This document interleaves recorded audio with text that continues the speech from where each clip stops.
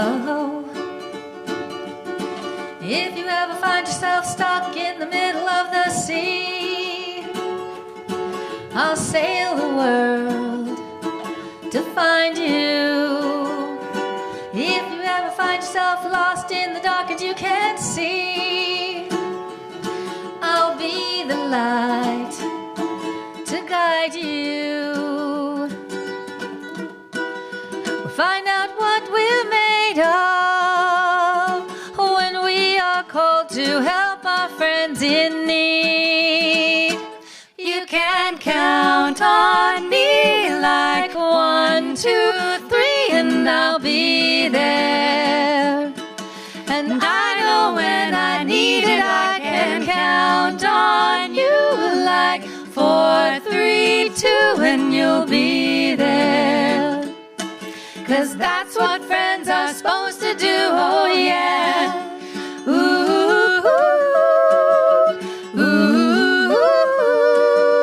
ooh, yeah, yeah. If you're tossing and you're turning and you just can't fall asleep, I'll sing a song beside you. And if you ever forget how much you really mean to me, every day I will remind you. Oh, oh, oh, oh. Find out what we're made of when we are called to help our friends in need. You can count on me like 1, 2, 3, and I'll be there. And I know when I need it, I can count on you like 4, 3, 2, and you'll be there. 'Cause that's what friends are supposed to do, oh yeah. Ooh, ooh, ooh, yeah, yeah. We'll always have my shoulder when you cry.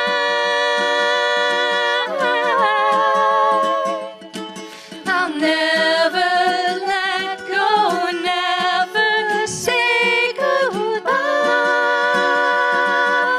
You know you can count on me like 1, 2, 3, and I'll be there.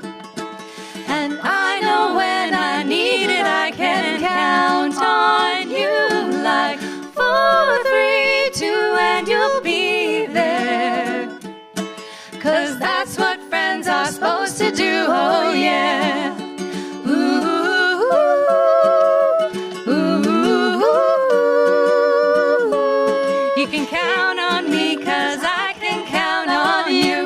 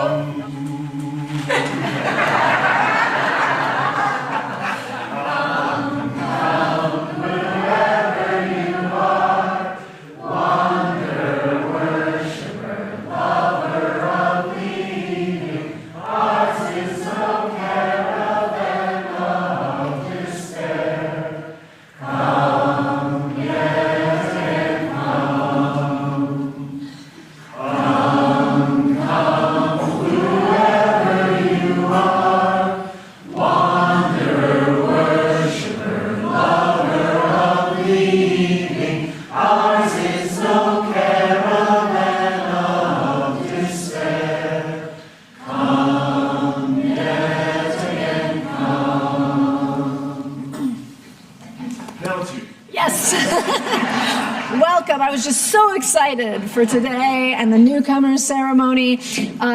Welcome to First Unitarian Church of Salt Lake City. I'm Reverend J Sylvan, and today is New Member Sunday.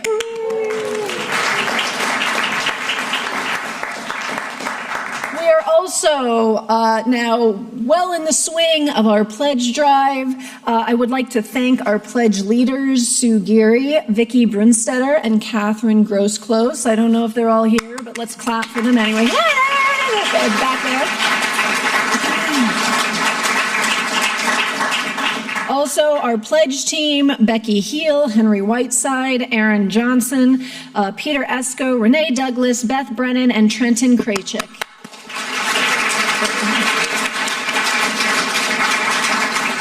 If you haven't pledged yet, you can fill out a card right there in Elliott Hall after service, and then you can put your name on a little leaf and stick it on the pledge tree with all the other leaves, and it is very beautiful. And we have an announcement of the very first couple who pledged this year. It is Frank and Vicky Steffi. Hooray, they win!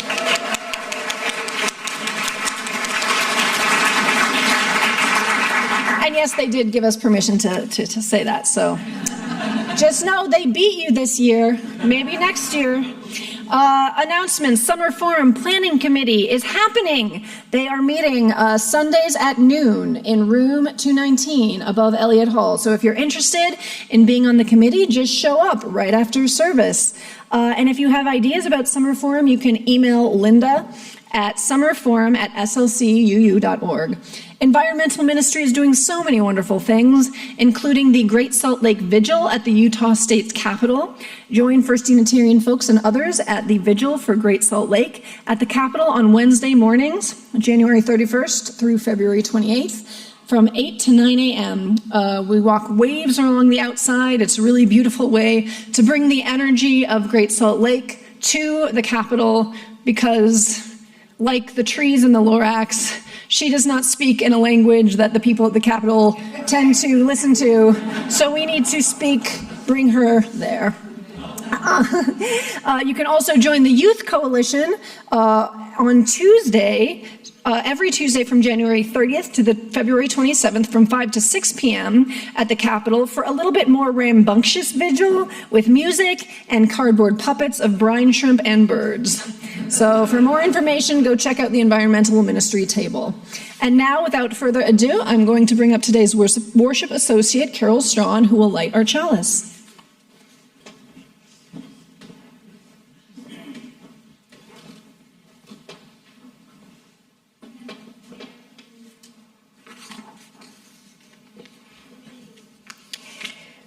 I joined this church after moving to Salt Lake City 15 years ago. From my very first visit, this place sparked joy. The message resonates, the music exhilarates. Then all of you are amazing.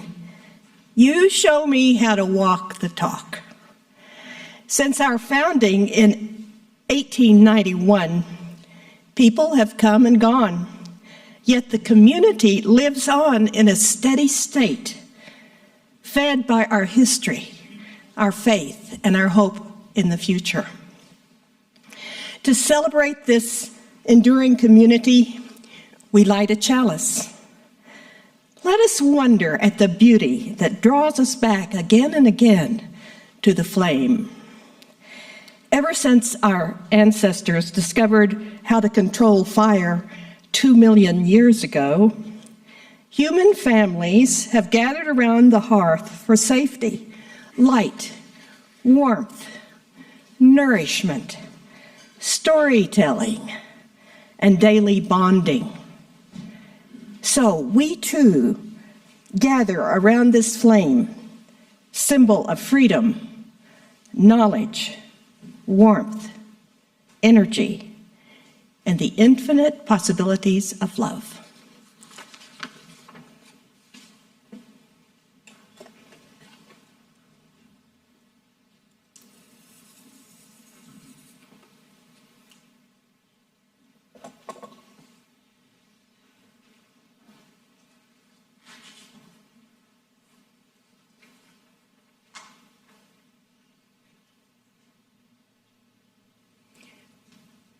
Now let us stand in spirit or body and turn to hymn number 38.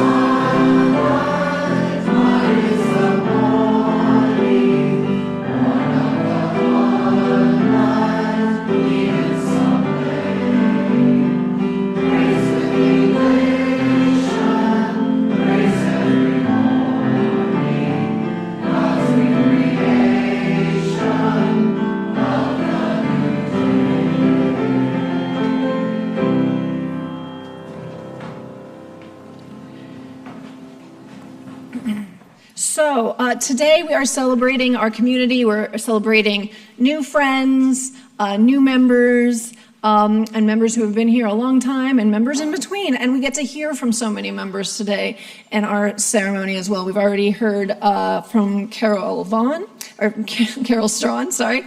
And now we are going to hear from today's lay minister, who's going to be speaking to us about this month's theme of generosity, Kathryn Ann.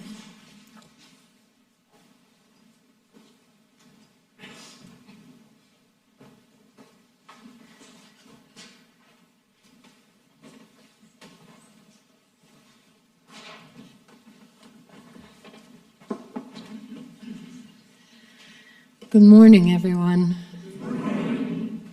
It's good to be with all of you. Half the challenge of doing this is just getting up here.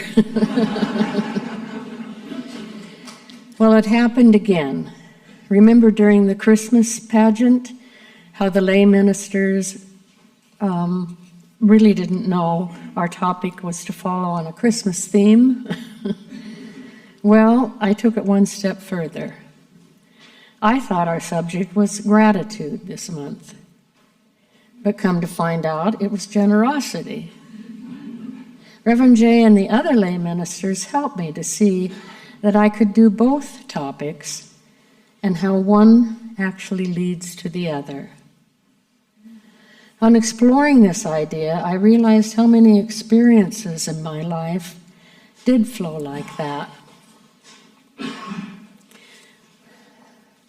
I've always been grateful that through my childhood, that though my childhood was sometimes painful, I lived at the Willamette River.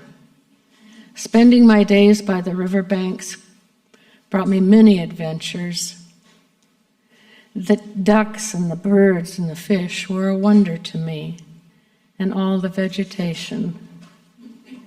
We had an island in our river that we could walk out to, just wearing our swimming suits and our tennis shoes. We would walk out to this island and jump in the river where rapids carried us down a ways, and then stand back up and start the trek all over again.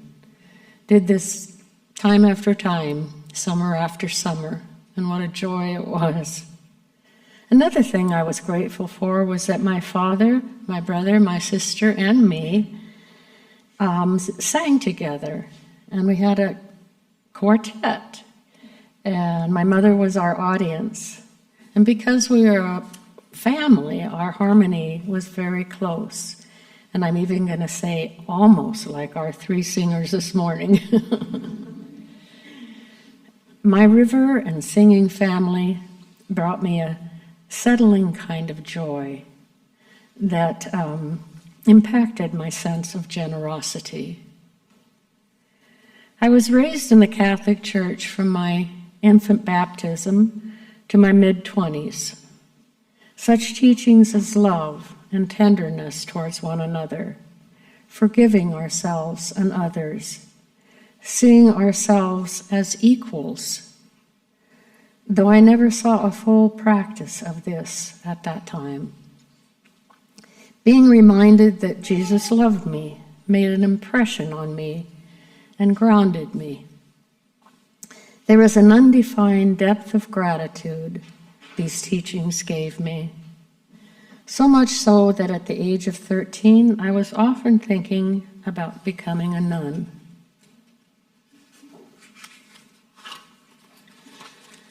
I wanted to know what my life would be like if I actually practiced these teachings. I wanted to learn how to give back, and I wanted to learn generosity through that. Unfortunately, generosity was not the only thing that was taught. There was a strictness, an almost constant looking for our faults and our vulnerabilities. Self-denial was also part of being a good nun. I've tried to unlearn or recover some from these harsher and more cruel teachings. Today, at 77 years old, I'm still struggling from time to time. I did, however, over the 6 years I was there, learn many profound teachings about gratitude and generosity. These teachings became the foundation for me, ones that guided me down the path into other life experiences. Being aware of what we have to be grateful for fires our desire to give back through generosity. Finding our way to be grateful for the difficult, heart-wrenching times we all experience can also inspire generosity for all we've learned during those hard times. It grows compassion towards ourselves and towards others. It continues the web of giving and receiving and receiving and giving. My most recent experience of this flow came from moving from my hometown of Eugene, Oregon, to Salt Lake City, Utah. My cousin had asked me to come to live with her. She had been putting this question to me for over 5 years, and I finally said yes. But it turned out to be quite difficult for us to live together. And together we decided that we'd find our own apartments. And so we moved to Friendship Manor, right next door. My niece had also told me about the Unitarian church within a block of me. That was during COVID and our isolation time. One of my first steps was to get online to attend services at the Unitarian Universalist Church. I so appreciated the sermons of Reverend Tom and Reverend Monica. I was looking forward to the COVID restrictions to end so I could become a member. When that finally happened, I was told that Reverend Tom was retiring. I knew Reverend Monica would continue on, so I relaxed into what would happen. At about the same time, my wife, Kim, came into my life. There she is.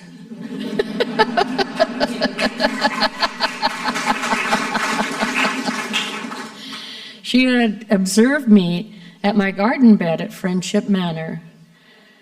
I was in a state of deep appreciation for my small garden. She decided to introduce herself to me, and this began our courtship.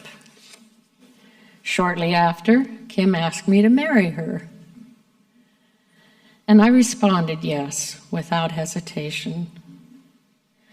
Who would have ever imagined that in the late stages of our lives, we would find each other? My gratitude was so immense that in that gratitude I began to find ways of giving back to the community. I found out about the Tai Chi program for our unhoused people in our community. I helped make burritos for them with several of you. I wanted to go to be with the people, though, the people we were making these burritos for. I've been with them for about 2 years. This program, as you know, is the program, there they are, of Bernie and Marita. They started it and have been so devoted to it for so many years. What fun and inspiration I've had working with them and getting to know the unhoused folks of our community. They have really blessed me. And I have grown to love those two characters. I also found out about the In-Between, a hospice program for unhoused people, which also includes a place of care for those recovering from surgeries and others struggling with serious health issues that they cannot recover from on the streets, This is a really wonderful program, and so many beautiful people, including the staff and the folks there that come for care. The opportunity to be part of these programs has kept the flow of gratitude and generosity going in my life. Then there is this basic gratitude that we have been gifted with, a human life at this time and in this place, and is also expressed through generosity and gratitude. And that's the end. Thank you very much.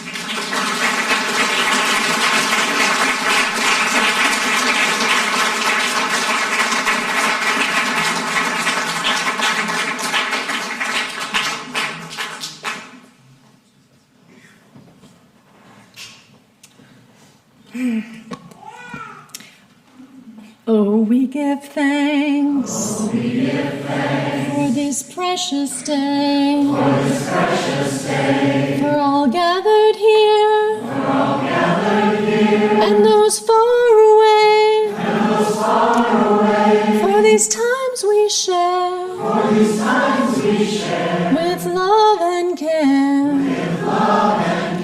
Oh, we give thanks, for this precious day.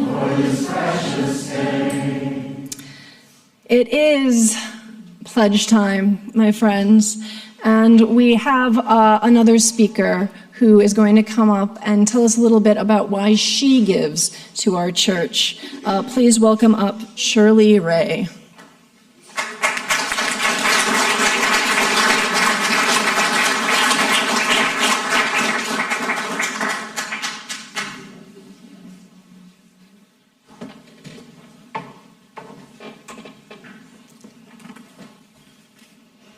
Kind of awe-inspiring to look at all of you.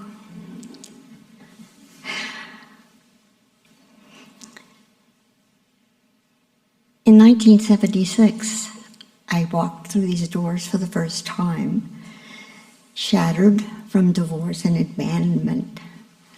But like all of our lives, there are times to fall apart and there's times to come together again. And I was going to come together in this beautiful shelter of kindness, this Unitarian church. I brought with me, from my years at BYU, I did, an English class where we were reading the Canterbury Tales. And the clerk said something that stuck with me. Gladly would I learn, and gladly would I teach.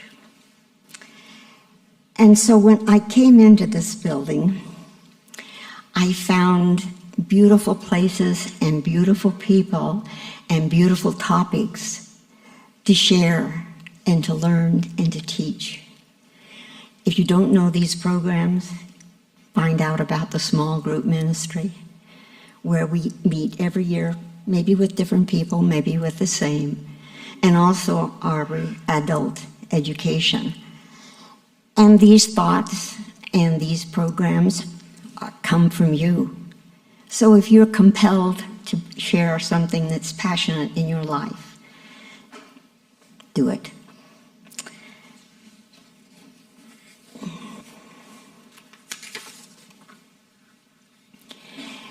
In this long life, I came across the teachings of Buddha. And at first, I was very distant. But gradually, I seemed to, there was something there that wouldn't go away, so I paid attention. And actually, it started with, as you know, mindfulness, which is simply noticing what's going on right this moment. Think about it. What's going on for you right this moment? And it gradually extended through weeks of retreat sitting in silent meditation.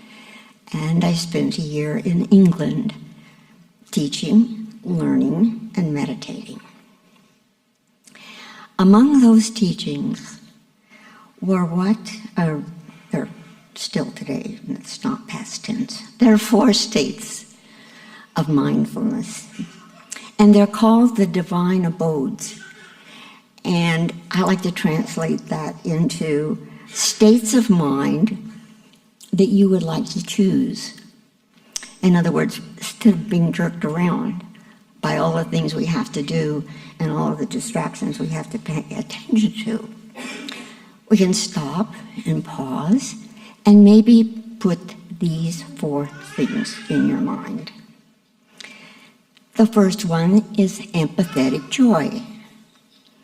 Seeing all of the happy other people around you and absorbing that joy and sharing it with them. Empathetic joy is a state of mind that we can choose.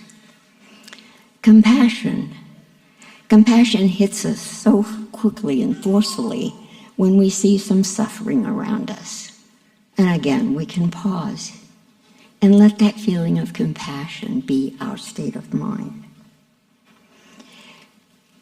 The third one is loving kindness.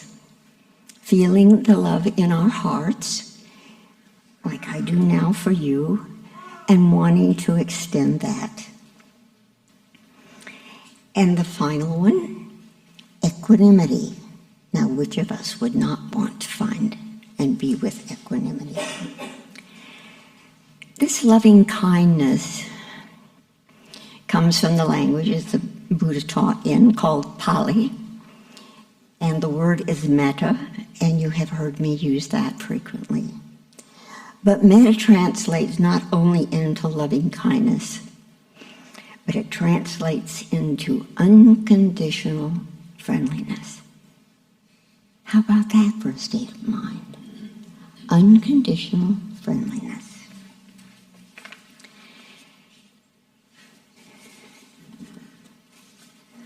The Buddha had a very faithful friend called Ananda. And Ananda promised that he would memorize all of the teachings that the Buddha spoke. There was not a written language at that time. And he truly did. He memorized them along with a few other people. And it wasn't until 500 years after the Buddha died that those teachings were written down on leaves. But Ananda was sitting with the Buddha, alone on a hill together, overlooking the plains of the Ganges. And having served as his attendant for many years, they often shared reflections and insights together. This afternoon, Ananda spoke. It seems to me that half of the spiritual life is good friendship. But the Buddha quickly corrected him. Not so, Ananda. Friendships are the entire spiritual life. All of us have a yearning for some kind of spiritual connection. It's ours alone to find.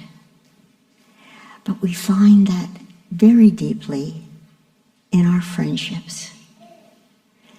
This shelter of kindness that we are pledging to is where we come together as friends and co-create this beautiful community where we grow together, and like me, we heal together.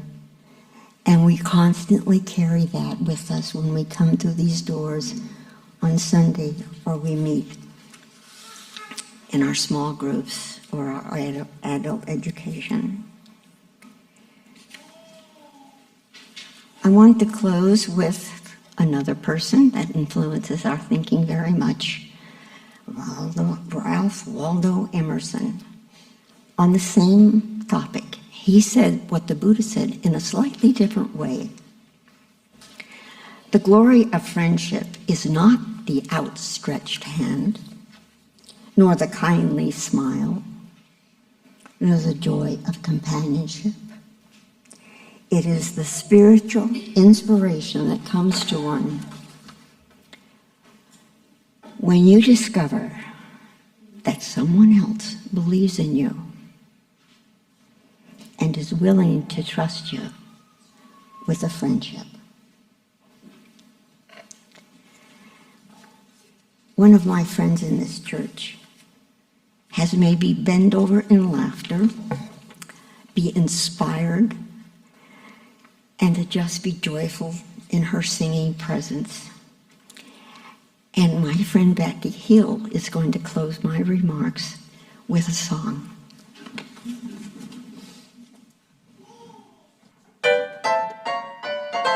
If you're ever in a lurch, we're your church.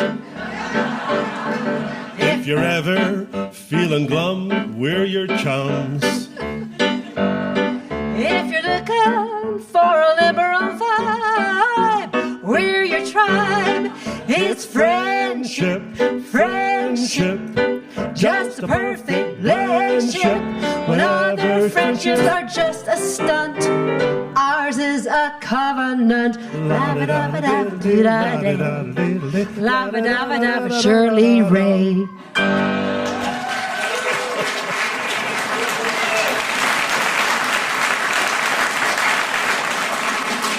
The offering for the work of the church will now be received, and please take this time to greet one another and perhaps begin a new friendship.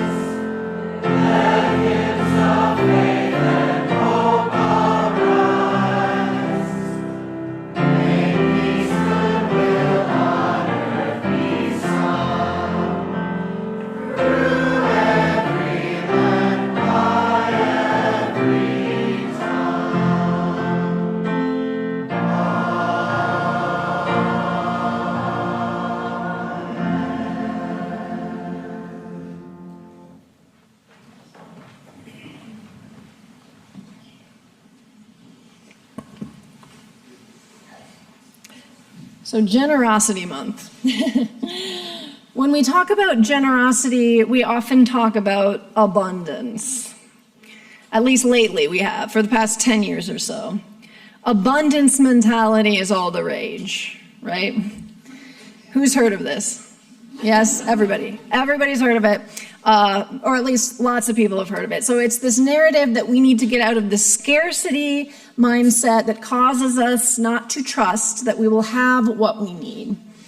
When we are in scarcity mindset, we hoard, we do not share, we do not allow our resources to flow, moving to where they are most needed, even if that place is outside our own bodies or households.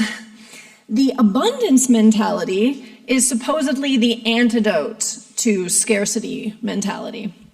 When we believe in abundance, we trust that we will have enough, that resources are not scarce, and that we do not need to hoard them all to ourselves. We trust that there is enough of everything and that more will come to us when we need it.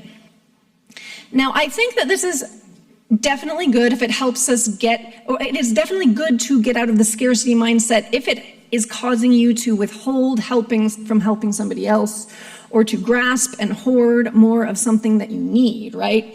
But what am I doing here if I'm not gonna problematize assumptions and invite us to look at something differently from what we have been told? So, abundance mentality. What are its pitfalls? Well, for one, it is definitely a privileged take, right? Like, it is much harder for people who have been lower income or who are lower income to trust that they will have enough.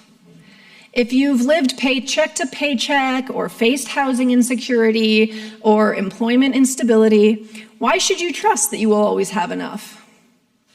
That said, I think that this abundance mentality talk is usually aimed at privileged demographics. But even here, I want to challenge some parts of it.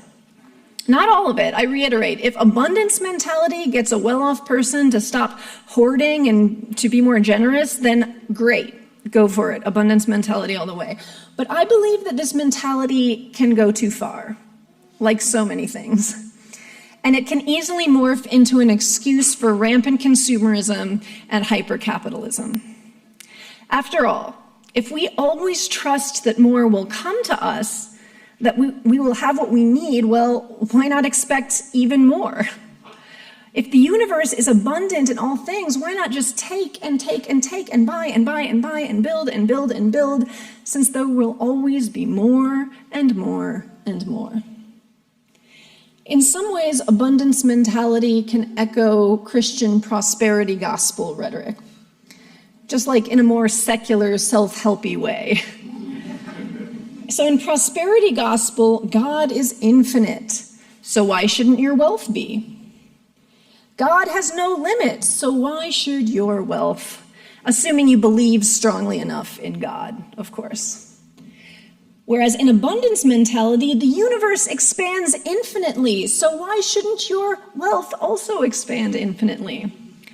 The universe has no measurable limits, so why should your wealth? Assuming you believe strongly enough in abundance, of course. It's that awesome secular trick of replacing the word God with the universe and hoping nobody notices. It usually works. I think this fantastic idea of never-ending abundance needs to be challenged. After all, that kind of thinking has led us to the situation we now find ourselves in with the Great Salt Lake. Many finite resources are scarce, and it would do us well to remember that and to be mindful of it. And many finite resources that we experience as abundant, such as water or red meat or clothing, are only abundant to us because of what is essentially an engineered system of rampant overconsumption that the earth and people who are usually very far from us and out of mind pay dearly for. I have rediscovered yeah, thanks. You can talk back at me, it's cool. Somebody asked why I was good at doing stuff like that and thinking on my feet, and I said, well, it's because I used to host drag shows and dive bars, so you have to be able to. So anyway, different topic. I have rediscovered the library recently. I know, and it has helped me to reevaluate my relationship with scarcity, and how treating objects as scarce and precious connects us with community, while treating them as overly abundant can actually serve to isolate us. So there's this manga series that I've wanted to read for a while. Does everyone know what manga is? Love it. For those who are shaking your head, it's Japanese comic books. Many are meant for adults. They're not just for kids, whatever. They're a big thing. But so it's called Buddha. And it is a fictionalized account of the Buddha's life by master manga artist Osamu Tezuka. Buddha is a classic, and it is also 18 fat volumes long, and each volume retails for about $20 per book. I did not want to shell out nearly $400 for a manga series I would probably only read once in my lifetime, and Tezuka is dead, so he doesn't need my money. But then I remembered the library exists. And so I went down to my local branch and I put in a request for volume 1.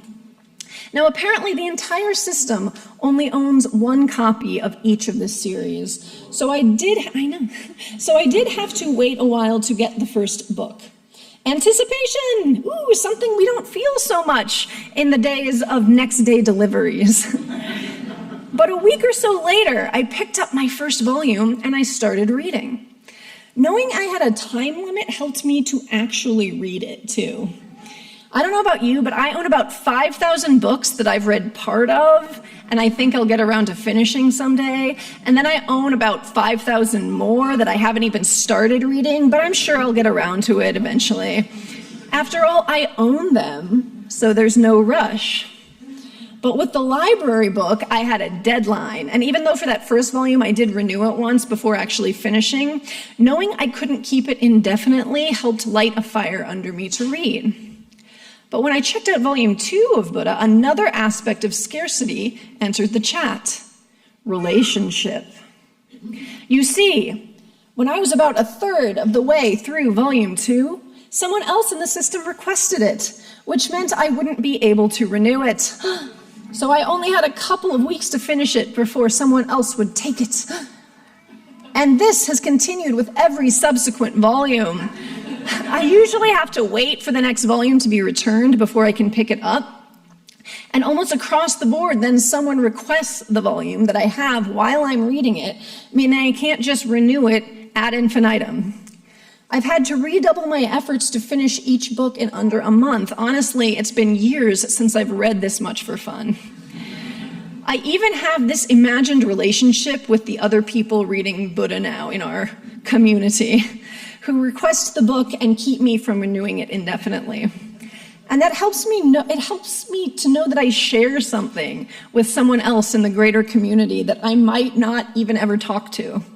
When I walk around, I might be interacting with one of these fellow manga fans, and it's good to remember that I have this connection with random people that I interact with every day, and that we're not all floating around in our self-sufficient bubbles. My son also loves to go to the library. They have one of those old-fashioned wooden train sets where you interlock the tracks and make any shape you want for the little magnetic trains to ride along. Whenever we go to the library, Lucien always just wants to spend 95% of the time at that train set. And there's usually 1 or 2 other little kids there also playing with the train. And sometimes they have trouble sharing because they're little kids. But I and the other parents help the kids figure it out. And they play and play with those beat up, much handled, probably kind of dirty wooden trains. So my dad, seeing how much Lucien loved these trains, very thoughtfully bought him his own set. And we appreciate the gift, and Lucien does play with his trains at home sometimes, but I can't help feeling that at home, alone, with his perfect condition, new, clean train set, some of the magic is gone. At home, when he plays with his trains, he rarely plays with them for more than 10, 15 minutes at a time. But at the library, we often stay for over an hour at the train table, and he has a hard time leaving it. Lucien still loves to go to the library and play with the trains, even though he has his own objectively nicer trains at home. Creating and recreating there in the library, learning the difficult joys and pains of playing with other people in a shared space. It's good to remember that so much of life is actually scarce and precious. Most scarce and precious of all is our time on the planet. The books I own go unread because I think they'll be there indefinitely. There's no rush. Of course, we don't really keep anything indefinitely, but our construct of ownership helps us believe that we have infinite time. Consumerism wants us to think that we have infinite time because it helps keep us lonely and isolated, always putting off connecting with one another to the future. After all, that's time we could be spending, or working to earn more money to spend. And the more consumerist we get, the more isolated we get as well. In a 2023 Gallup survey, 50% of adults reported feeling lonely, with an inverse relationship between rate of loneliness and age of the adult, which means the older the adult, the less likely they were to say they were lonely, and the younger the adult, the more likely they were to say that they are lonely. So this could mean that millennials and Gen Z are lonelier than any generation before us, or it could mean that younger adults feel more comfortable admitting they feel lonely. I don't know. Either way, 50% of surveyed adults feeling lonely and 25% feeling very lonely seems a little too high to me for a healthy society. According to Bowling Alone by Robert Putnam, joining and participating in one group outside of work or home cuts in half your odds of dying next year. But more and more Americans aren't part of any groups outside of work and home. I just want to drop another couple statistics from Bowling Alone. From 1975 to 1998, there was a 58% drop in adults attending club meetings, and there was a 35% drop in adults having friends over. And this was 1998. I couldn't find statistics measuring the past 25 years, but I have lived them. And I don't think these trends have reversed. And if I had a guess, I would say they've only worsened. I keep going back to what my yoga mentor said to me about meditation a couple years ago. He said, if we don't spend time trying to tune to the mind and heart we are wanting to live with, we get handed a mind and heart that is simply a product of the karmic tempo of our culture. The karmic tempo of our culture is isolated consumerism. What if we returned ourselves to connected cultivationism? Yes, I made that word up, but it's fine, just go with it. What if instead of a scarcity mindset, we had a preciousness mindset? Abundance, as it's talked about in most self-help manifestos, is supposed to come easily, to flow through us if we just believe the right thing. But cultivation of what is truly precious in the world so often involves a little bit of work on our parts. We have to maintain and cultivate the friendship. We have to conserve and protect the water. We have to put our freaking phones in another room so we can be present in the moment with the people we are with. What if instead of chasing fantastic promises of abundance, we reclaimed the idea of scarcity? That is, the preciousness and rarity of what we have. Be that water, or a book, or a budding friendship, or the hours in our day. What if instead of trusting that more will come to us if we just believe correctly, we trust that we will cultivate something healthy and beautiful by treating what we have as precious? And if we do want to work towards an abundance, may it be an abundance of community. Not one that we trust will just be there for us, but one that requires us to co-create it together again and again. May it be so.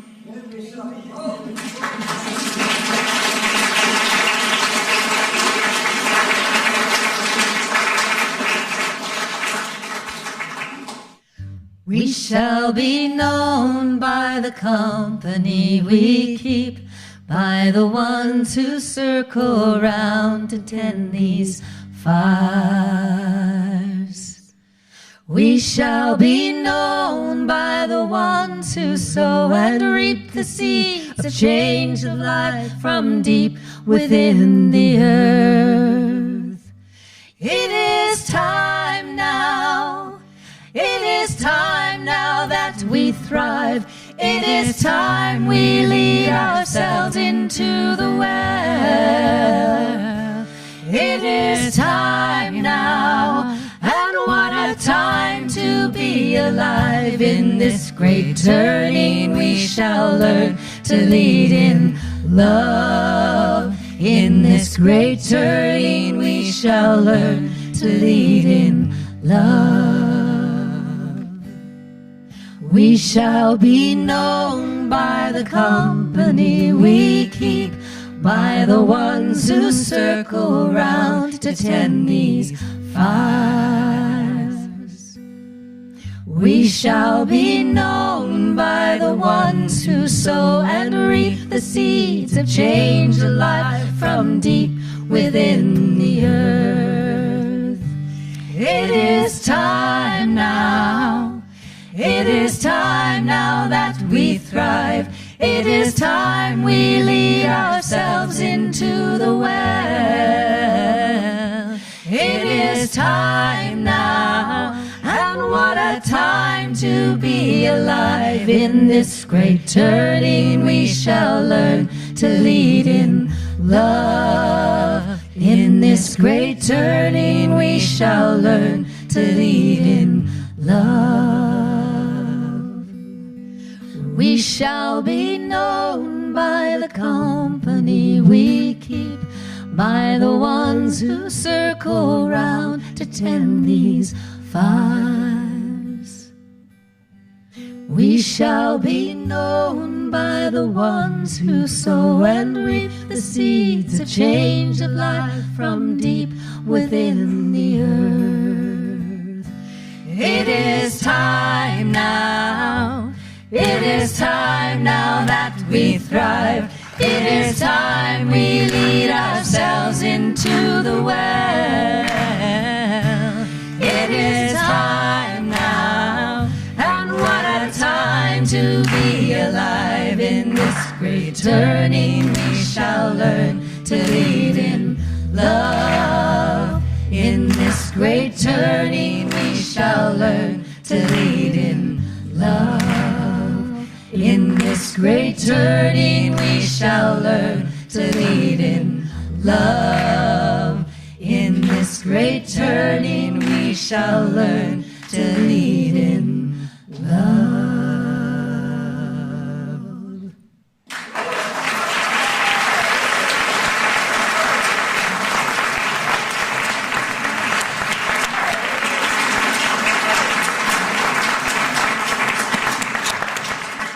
I'm like, now I'm supposed to talk after that, but like, okay. One more time for 3 plus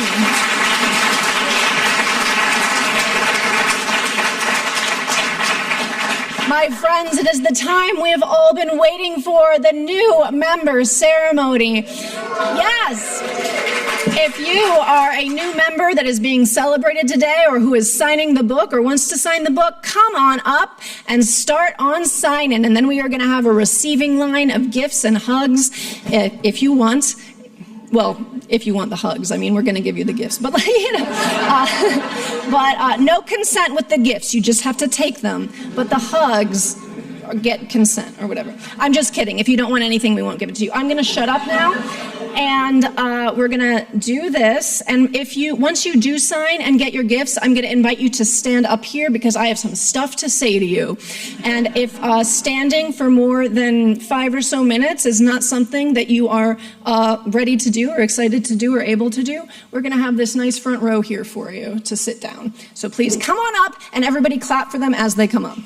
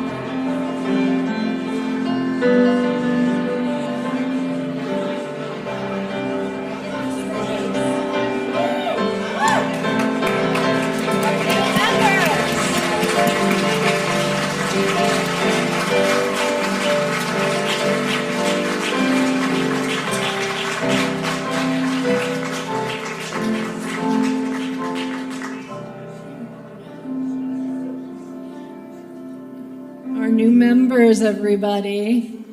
And now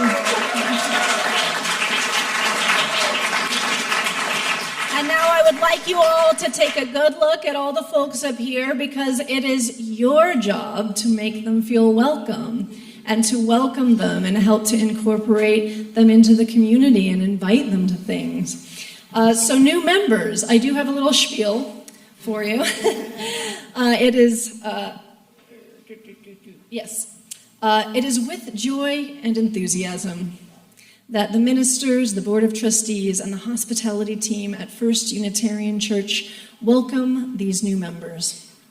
Joining a Unitarian Universalist community does not require assent to a creed, a shared statement of belief about the nature of reality, or the requirements of salvation. However, to become a member does require something of us. It requires a commitment to the welfare of the whole community, not just to ourselves. And it requires us to relinquish consumption and embrace cultivation. And it requires us to align ourselves with covenant. Covenant is a deeply countercultural agreement about how we are going to be when we are together.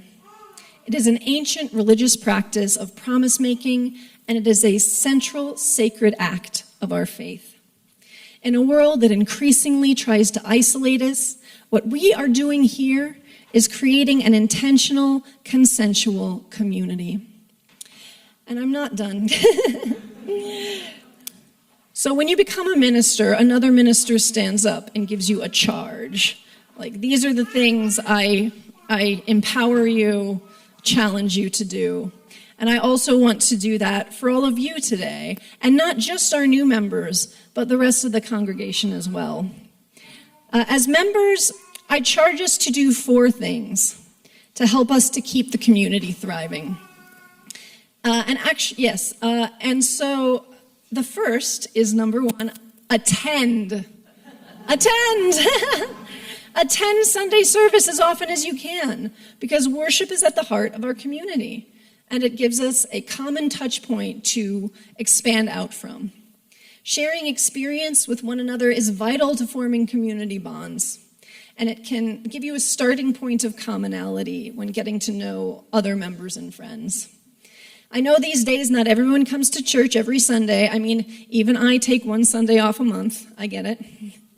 But getting into the habit of attending as regularly as makes sense for you is fundamental to what we're trying to create here. And I'm actually including children's religious education in this as well, because I know if you're a teacher in children's RE, you're not always going to get to service also, because you might be over there.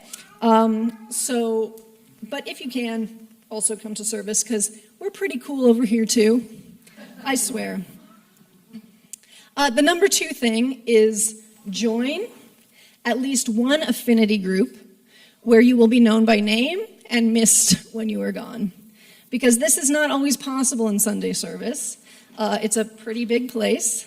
And also, you're just sitting there quietly, listen to me go on and on and on, and you probably don't have time to talk to everybody at coffee hour.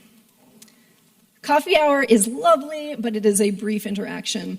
In our small groups, in our teams, and our classes, we get to know one another more closely, and we get to be known more closely.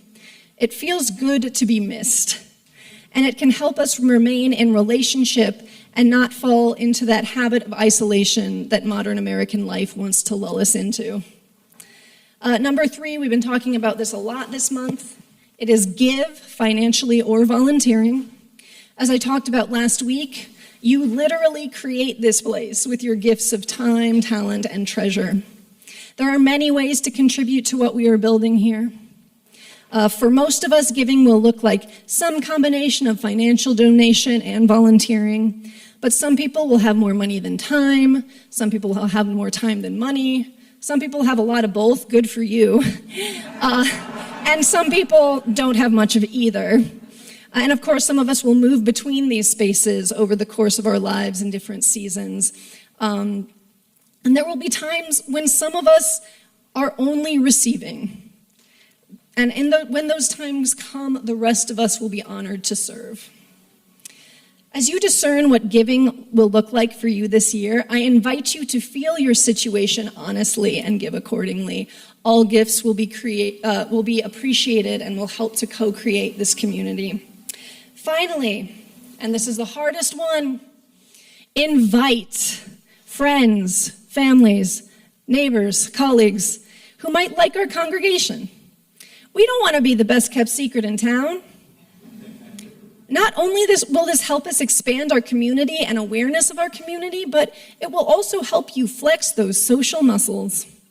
I know not everyone has a hard time being social, but after multiple years of on-again, off-again isolation, I think we all might need some practice inviting people to stuff. Whether or not they come back, you'll have something to talk about with them, and they will know you a little better. If you're worried about coming off as evangelical or culty by inviting somebody to your church, here are some helpful ways to describe it. It's like a church for the spiritual but not religious. It's like a church for the religious but not spiritual. We're not like a regular church, we're a cool church. Or you could just say, like, the minister is an agnostic bisexual who's covered in tattoos. I don't know, whatever works, whatever gets it across, go for it. I just asked to try it. The more the merrier, right? And I think what we are creating here is pretty cool, and I'd like more people to be a part of it. Yeah. So I'm going to now stop talking and hand it off to our board representative, Dot Verbrugge. Thanks, Reverend J, and welcome to our new members. What makes us Unitarian Universalists is a practice of covenant, making sacred promises that bind us together. Our promises are not eternally binding, like those our religious ancestors might have made. Rather, they must be remade again and again, and again and again, and returned to when there is conflict or confusion among us. So let's read together our congregational covenant. You should all have little sheets on your benches. Hopefully there are enough to go around. So let's read that together with our new members. And I believe you have them. Do they have them in their bags? I think. Does everyone have something, or you can share? Yes. No. With our new members joining us for the first time, or maybe some of you could even come up and read with them. Sharing. Yay, look, the community. And our current members recommitting ourselves to this covenant. All right, so all together, the church shall be a fellowship of individuals with free minds, having for its object the study and practice of a liberal religion, including the principles propounded by the Unitarian Universalist Association, the development of a more meaningful life for each of its members and friends, the building of a better community and world. Love shall be the spirit of this church, with service to one another and to the larger community its greatest concern. The members and friends of this church do hereby covenant to dwell together in peace, to seek the truth in all things, and to help one another. Congratulations, new members.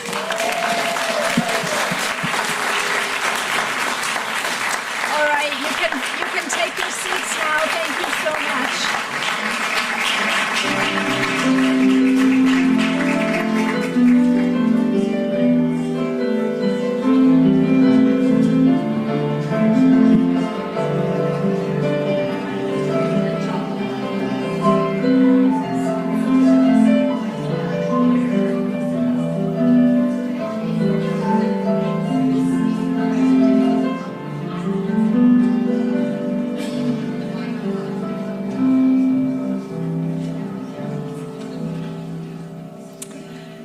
If you have been thinking about becoming a member of our church, there will probably be another opportunity before the end of the church year.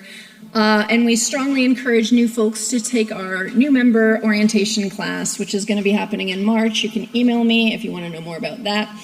And we also have a couple of newer folks, small groups starting up. They're a great way to get to know people. I can also connect you with who you need to talk to for that as well if you email me.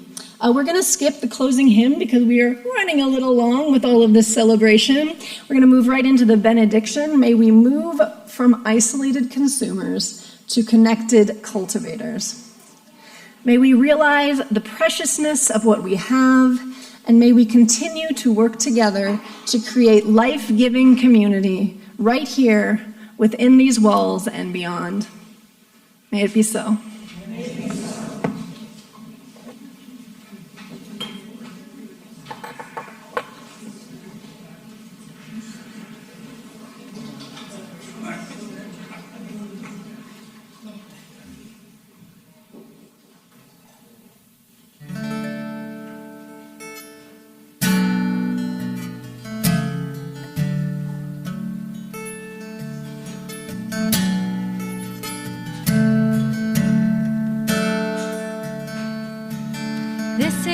Sound of one voice,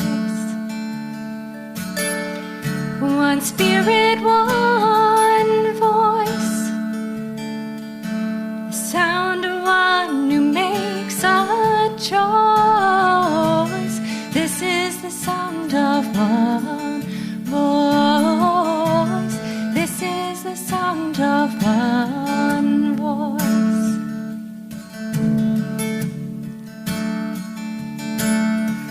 This is the sound of voices too.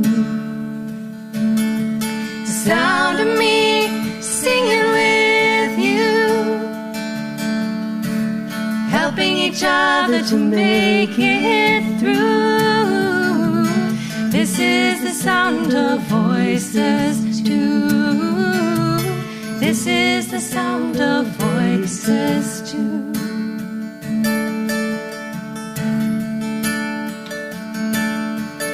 This is the sound of voices three, singing together in harmony, surrendering to the mystery. This is the sound of voices three. This is the sound of voices three.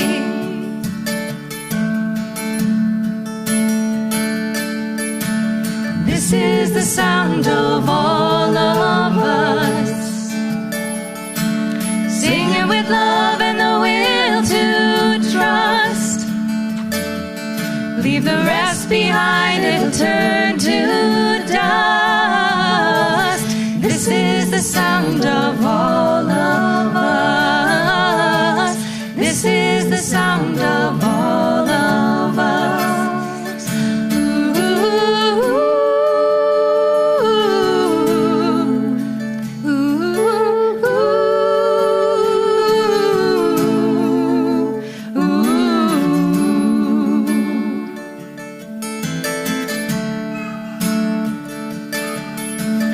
This is the sound of one voice,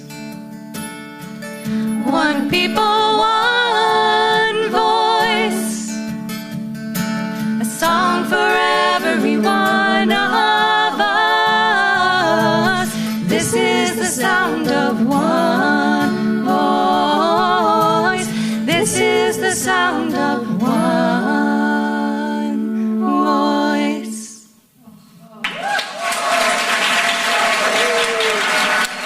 3+1, everybody. Yes.